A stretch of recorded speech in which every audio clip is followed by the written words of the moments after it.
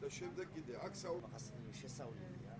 400 აგერ არის, ესპანეთიდან არის შემოტანილი. ეს არის ძალიან კარგი საშუალება ფერმერისათვის, რომელსაც შეუძლია მოიყვანოს სხვადასხვა სახის ჩითილები, ბოსტნეული და ირჩენოს თავი. ახლა აქ ზოგიერთი ფერმერი კმაყოფილია, მაგრამ ზოგიერთი უკმაყოფილოა. კმაყოფილია ის, ვინც მიიღო, უკმაყოფილოა, ვინც ვერ მიიღო, მაგრამ ეს პროგრამა გრძელდება.